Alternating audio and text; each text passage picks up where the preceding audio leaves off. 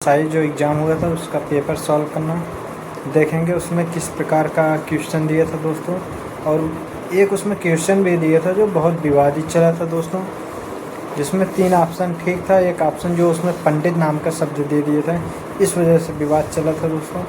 चलिए आज हम लोग चलते हैं उस क्वेश्चन पे, देखते हैं उस पेपर में किस प्रकार से कैसा क्वेश्चन आया था, इजी आया था या हार्ड आया था। तो हम लोग उसी पे चल के विचार करेंगे दोस्तों। आइए चलते हैं दोस्तों। चलिए दोस्तों, आज का पहला क्वेश्चन जो विवादी वाला था, अवसर के अनुसार बदल जाने वाले इस वाक्यांश के लिए एक शब्द का चयन कीजिए। तो पहला अवसरवादी, दूसरा निष्कपट, तीसरा सदाचारी, चौथा पंडित। ये पंडित शब्द से विवाद छिड़ा था दोस्तों। तो इसका पहला ऑप्शन होगा ए, अवसरवादी। अवसर पढ़ने पर बदल जाने वाला वाक्यांश अवसरवादी होता है दोस्तों। चलिए क्वेश्चन नंबर 2 पे, वर्ष 2009 में हवा में हस्ताक्षर कविता संग्रह के लिए किस साहित्यकार को साहित्य अकादमी पुरस्कार दिया गया था? विष्णु प्रभाकर, मंगल डबराल, कैलाश वाजपेयी, गिरिराज किशोर। तो आज इसका आंसर होगा दोस्तों तीसरा, कैलाश वाजपेयी। चलिए क्वेश्चन नंबर 3 पे चलते हैं, जहां एक वाक्य समाप्त करना है वो प्रश्नवाचक चिन्ह को छोड़कर और अगला वाक्य शुरू करना है, वहां किस चिन्ह का प्रयोग किया जाता है? तो इसका पूर्ण विराम दोस्तों। काला अक्षर भैंस बराबर का अर्थ निम्न में से क्या है? व्यर्थ समय गंवाना, बिल्कुल अनपढ़, इधर उधर की बात करना, दोनों तरफ संकट। तो बिल्कुल अनपढ़, काला अक्षर भैंस बराबर। घंटी बजी है, कोई आया है, इस वाक्य में कौन सा सर्वनाम है? प्रश्नवाचक, निश्चयवाचक सर्वनाम, संबंधवाचक सर्वनाम, अनिश्चयवाचक सर्वनाम। इसका दोस्तों अनिश्चयवाचक सर्वनाम है। चलिए छठा क्वेश्चन, निम्नलिखित में से कौन सा शब्द तत्सम है? तो एकादश, एकादश दोस्तों तत्सम है। 7 नंबर, प्रसिद्ध उपन्यास अनारों के उपन्यासकार का नाम बताइए। ममता कालिया, मंजुल भगत, मुन्नू भंडारी, उषा प्रिंस वादा। तो इसका दोस्तों हो जाएगा मुंजल भगत। चलिए 8वां क्वेश्चन, भगवती चरण वर्मा द्वारा लिखित एक चर्चित उपन्यास का नाम बताइए। तो इसका चित्रलेखा उन्होंने लिखा था। हम चलते हैं उन्हें भी बुला लाओ, इस वाक्य में कौन सा सर्वनाम है? तो संबंधवाचक सर्वनाम है दोस्तों, उन्हें भी बुला लाओ। चलिए, यदि तुम गवाही दे दो तो काम बन जाए, इस वाक्य में कौन सा वाच्य?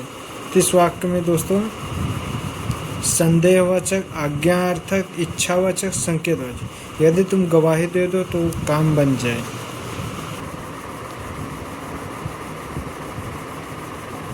इच्छावाचक दोस्तों, क्योंकि इच्छा के अनुसार ही तो गवाही देंगे।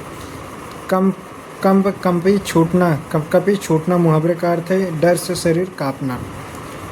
12वां नंबर क्वेश्चन दोस्तों, निम्नलिखित में से कौन सा शब्द तद्भव? तो इसका तद्भव मौत है दोस्तों। चलिए, निम्नलिखित में से शुद्ध वाक्य का चयन कीजिए। यह सारा काम तुमने किया दोस्तों, यह शुद्ध है। बाकी तुमने करा है, यह सारा काम गलत है। तुमने किया, यह सारा काम गलत है। यह सारा काम तुमने करा है, यह भी गलत है दोस्तों। चलिए 14 नंबर क्वेश्चन दोस्तों, बाजार से 3 किलो घी लेते आना, इस वाक्य में 3 किलो कौन सा विशेषण है? तो परिमाणवाचक है दोस्तों। चौथा 15 नंबर क्वेश्चन, अनिर्वचनीय शब्द के लिए उपयुक्त वाक्यांश पहचानिए।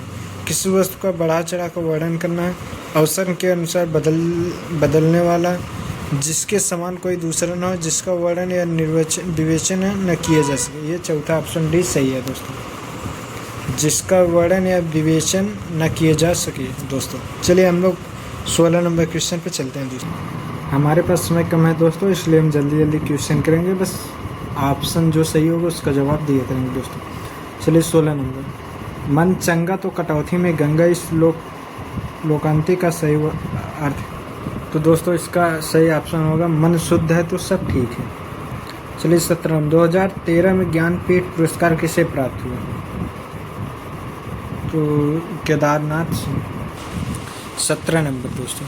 18 नंबर, यदि वर्षा अच्छी होती तो फसल अच्छी होती, इस वाक्य का काल पहचानिए।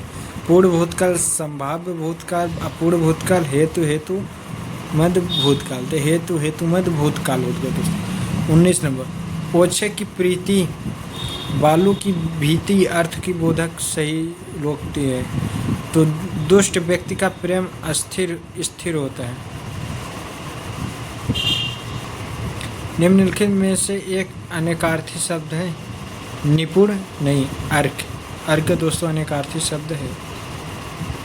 सहन करने की शक्ति वाला इस वाक्यांश के लिए एक उपयुक्त शब्द के चयन कीजिए। तो सहिष्णु, सहिष्णु दोस्तों।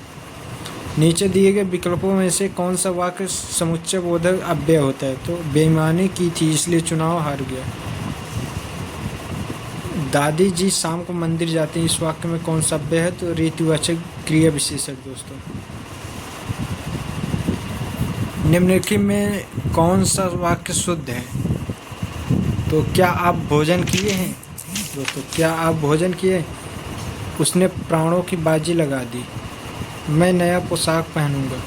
वह दिनों रात काम करता है।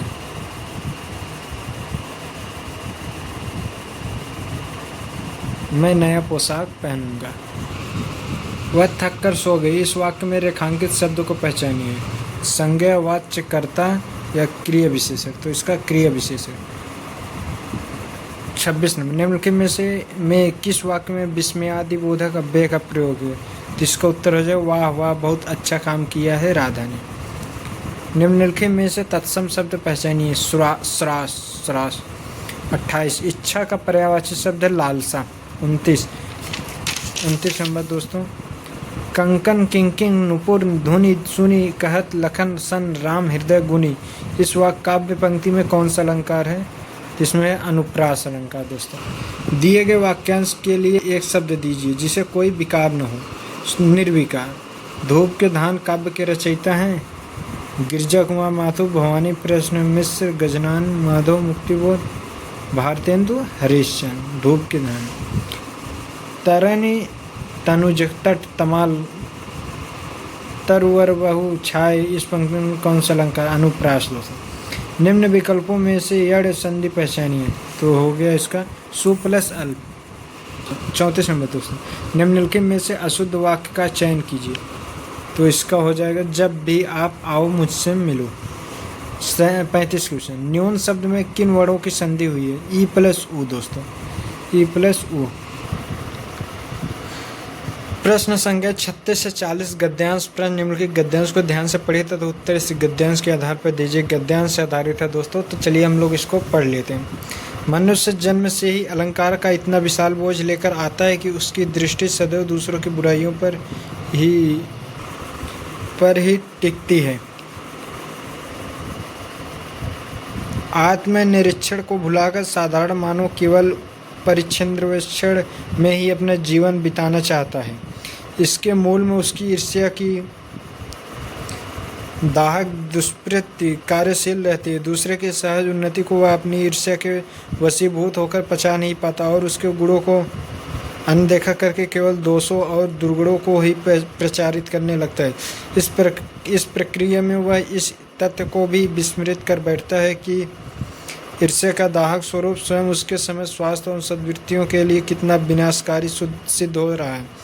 परिंदा को हमारे शास्त्रों में पाप बताया गया है। वास्तव में मनुष्य अपनी न्यूनताओं, अपने दुर्गुणों की ओर दृष्टि उठाकर देखना भी नहीं चाहता, क्योंकि स्वयं को पहचानने की यह प्रक्रिया उसके लिए बहुत कष्टकारी है। चलिए उत्तर दिए थे 36 में। ऊपर दिए गए गद्यांश में किस किस उपसर्ग से बने शब्दों की अधिकता है? तो इसमें पर से है दोस्तों।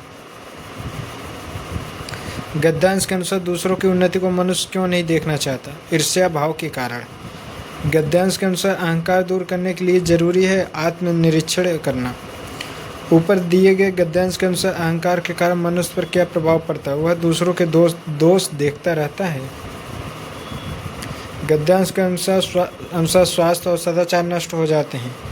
तो ईर्ष्या के वश में होने पर दोस्तों आज का हिंदी का पहला सेशन इतना था दोस्तों। 37 क्वेश्चन था। अब हम लोग दूसरे वीडियो में चलते हैं मैथ में, सामान्य ज्ञान में दोस्तों। तो दूसरा सेकंड वीडियो इसका सामान्य ज्ञान पे होगा दोस्तों। धन्यवाद।